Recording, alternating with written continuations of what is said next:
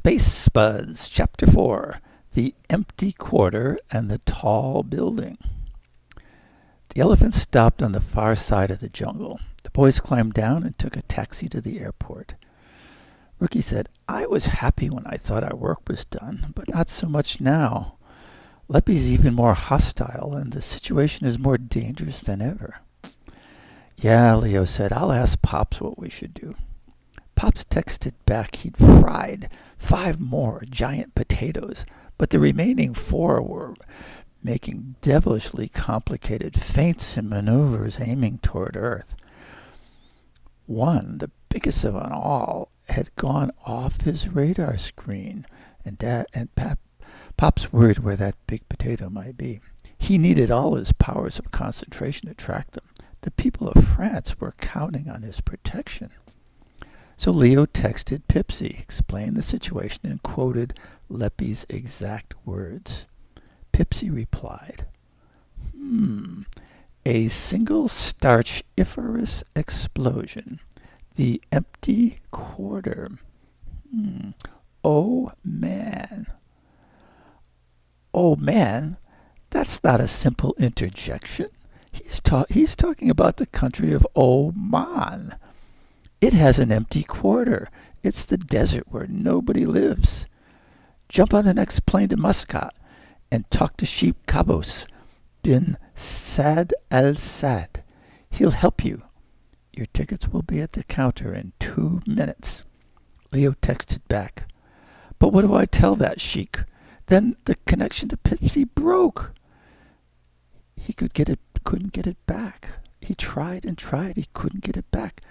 He texted Mom, "Help! What's a starchiferous explosion? And how can anybody ever prevent it?" Leo breathed a sigh of relief when she replied right away.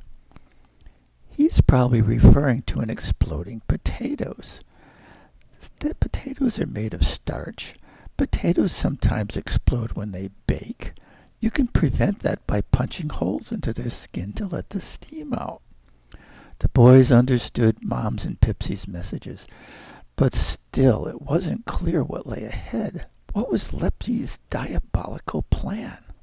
The lives of everybody on the earth depended on them figuring it out and thwarting it.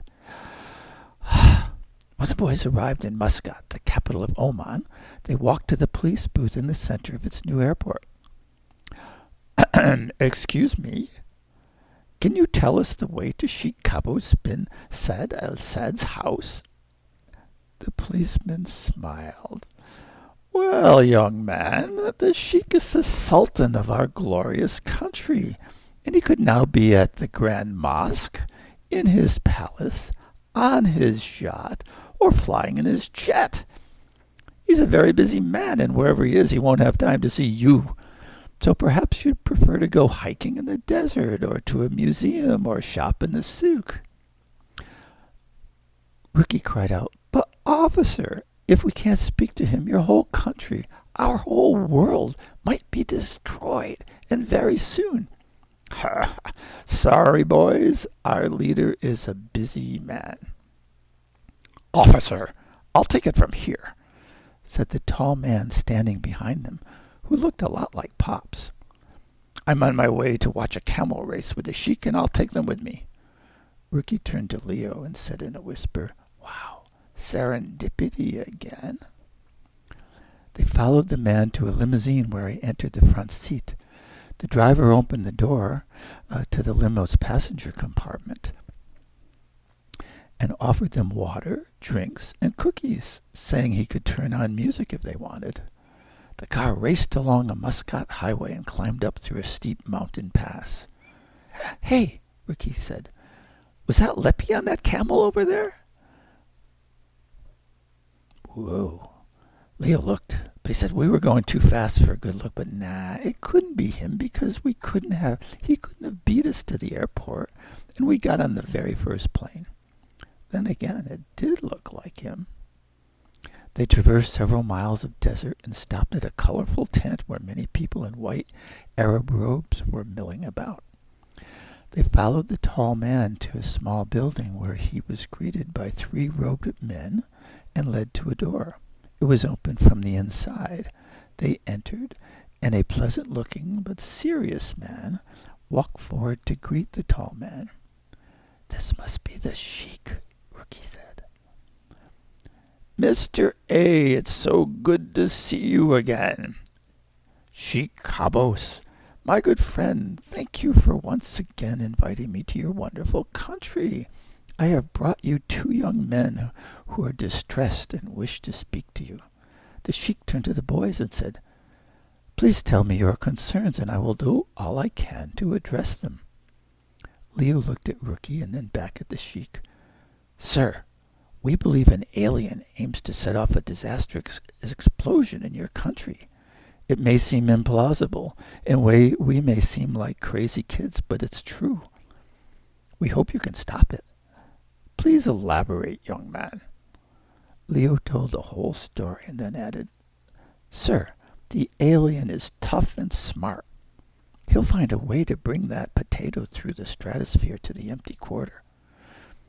When it arrives, we'll need to pierce it in several places before it becomes hot enough to explode." The Sheik said, "Camel racing can wait till another day. Boys, I have a plan. Come with me." They jogged to an airfield with a hangar housing a gleaming jet fighter. The ground crews gave them flight suits that could withstand 6 Gs. Soldiers seated them in the F-14 just behind the pilot's seat, and the plane was positioned at the top of the runway, ready to take off 2 minutes later. The Sheik spoke to them through the intercoms built into their helmets.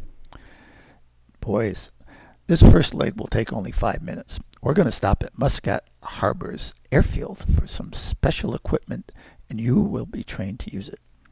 The thrust of the jet's engine pushed the boys back into their seats so hard they couldn't breathe, and by the time they could, they were landing at the seaside. The truck sped toward them. 2 technicians alighted, spoke with the Sheik by radio, fastened a large canister to the jet's underbelly, and filed the cables into the boys. The cable's head included a small control panel. The technicians explained how to use it.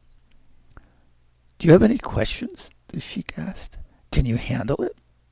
"No problem," both boys answered. "Good. We'll be airborne in just a minute and find out if that threat's out there." Whew! They took off. The Sheik took the F-14 straight up. It leveled off and headed south over the Indian Ocean. After only a few minutes, he said, "The target's in sight," and the boys were creeped out when the jet flew into the potato's colossal shadow. "I'll position us in front of the potato's nose. Boys, get ready. Get ready to deploy the suction cup. This thing's huge, but our jet's engine and its afterburner give me enough power to steer it and land it in the empty quarter." When the jet came into position, the boys pressed a micro switch to open the canister beneath them, and when the Sheik dipped his left wing as the signal, they released a large suction cup suspended by a steel cable. It trailed, and it hung under the plane, and when it was 50 meters behind them, the Sheik throttled back the engine. The potato gained on them, and when it almost touched the suction cup, the Sheik sent a burst from his afterburner, blasting the cup into the potato, and it stuck firmly. The Sheik turned the jet northeast, and the colossal potato followed. Leo said into the intercom, "Excuse me, Sheik, where are we headed?" "We're going to Dubai, young men. It's not too far. Dubai is home to the tallest building in the world, and it has an extremely sharp needle on the top of its tower." On their approach, the potato's shadow plunged the whole sunny city into darkness. Air raid sirens wailed, and 3 military jets with missiles hanging below their wings streaked up directly at them. After some radio chatter, they broke off, but circled in the distance. The Sheik towed the potato above the tower, dropped down, and the boys twisted their necks to see the sharp tip of the tower puncture and rip the potato. The sheik rose and descended several times before he came on the intercom. That should do it. Now I'll guide it to a soft landing far out in the empty quarter. This time of year, the temperature rises to almost 60 degrees Celsius, or like 135 degrees Fahrenheit. The sun and its reflection from rocks will bake it, but instead of exploding, it'll just become a tasty snack for the neighborhood camels. I imagine it will eventually be covered in sand and look like a dune or a mountain. When they were in position over the empty quarter, the sheik told the boys to release the suction cup. They did, and the potato slowly glided to a soft landing, and the sheik dazzled his passengers by streaking upward, flying a 600-mile-an-hour celebratory roll above the desert. Rookie said, "It's fun, but I'm feeling pretty sick." He looked at Leo and saw a face as white as an Arab's robe. The sheik landed the jet, drove it into the hangar near the camel race course, and they all descended to the tarmac. Mr. A, that tall man from the airport, greeted them in a voice that sounded like Pop's, and he congratulated them on saving the world. "But how did you know what we did?" Rookie asked. "Oh, we have just a few spy satellites up there, young man. And you might be happy to know we have a fully grown leprechaun out here in a cage. He says he's from another galaxy. Ha ha, sure. He's not happy, and he keeps yelling that the two of you will be in real trouble when he gets out. But don't worry, he can't yell his way through steel bars. Now the next steps here are up to the sheik, because I'll be leaving now. Good luck. I thank you both for your service to the world, and please thank that astronomer for saving France."